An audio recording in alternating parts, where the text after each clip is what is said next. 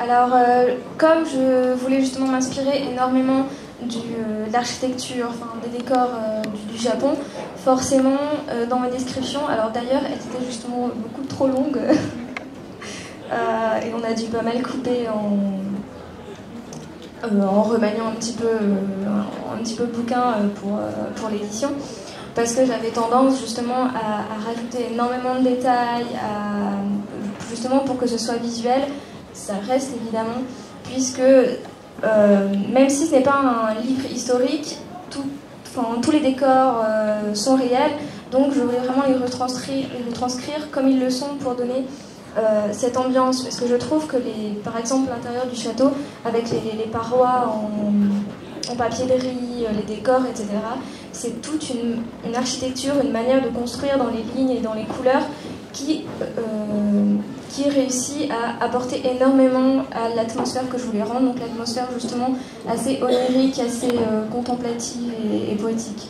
Je disais au début que c'était le moins sombre presque des trois, mais ça tient peut-être plus finalement justement à ce décor très blanc, parce qu'il y a les neiges effectivement qui sont présentes, le château également, même alors ça après c'est peut-être aussi une imagerie très collective, mais même l'imagerie du fantôme finalement est quelque chose de très blanc aussi. Là aussi c'est quelque chose sur lequel vous avez travaillé. Oui, alors l'idée de la neige m'est venue au fur et à mesure. En fait, la première histoire s'était passée en hiver, et je me suis dit mais tiens, c'est un côté cyclique, un côté oui voilà cyclique, et surtout le côté de l'hiver. J'adore l'hiver, et justement ce côté immaculé c'est cette pureté qui cache un peu tous les défauts juste en se posant, alors que les défauts sont encore là, la preuve dans les destins des personnages qui ne sont pas toujours très heureux, on va dire, sans spoiler. Et aussi donc ce fantôme, alors c'est vrai que c'est plutôt l'immatérialité du fantôme, la transparence qui donne cette impression de pureté, je pense. Est-ce que c'était voulu En fait, moi, la thématique du fantôme, c'est quelque chose qui me passionne. C'est une thématique assez banale, mine de rien, puisqu'on la retrouve dans énormément de bouquins, de films, etc. Mais c'est comment ne pas mourir, ou comment être mort et être là quand même, sans être là. On parlait de malédiction avec Aurélie. Ça tient un peu de ça aussi. Ça tient un petit peu de ça, sans que ce soit une malédiction vraiment, je te maudis, etc. C'est plutôt quelque chose qui tient du hasard plus qu'autre chose, comme il a dit d'ailleurs, le fait qu'on devienne un fantôme, il y a une multitude de facteurs dans la vie, dans le fait de ne pas avoir envie de mourir, mais c'est aussi plutôt une sorte de hasard, parce qu'on a beau ne pas avoir envie de mourir, tout le monde ne devient pas un fantôme. Ce sera trop facile.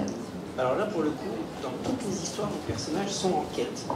Ça, c'est une certitude différente en fonction des situations et des personnages.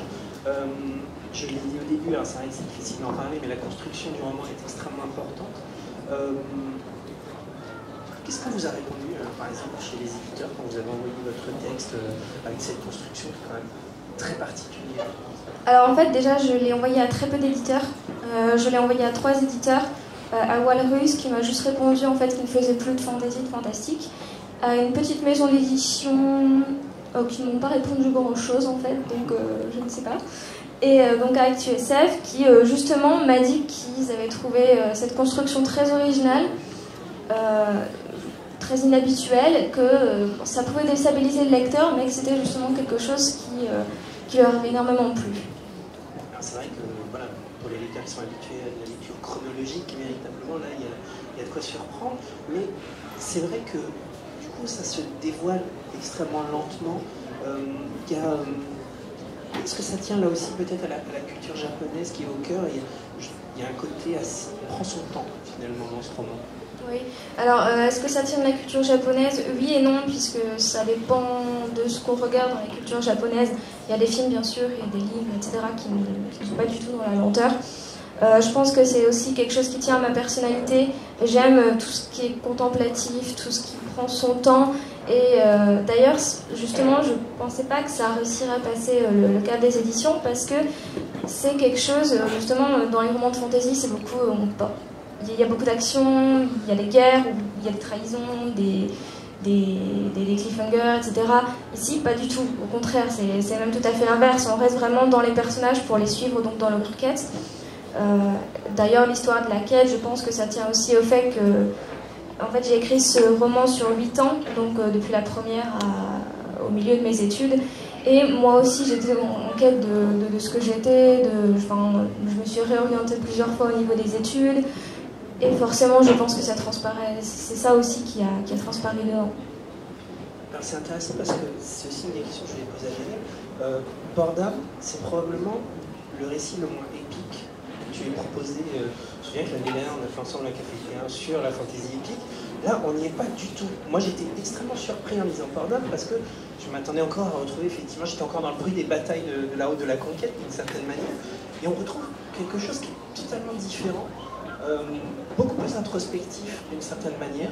Ça ne veut pas dire qu'il ne se passe rien, ça ne veut pas dire qu'il n'y a pas d'action, mais il y a autre chose.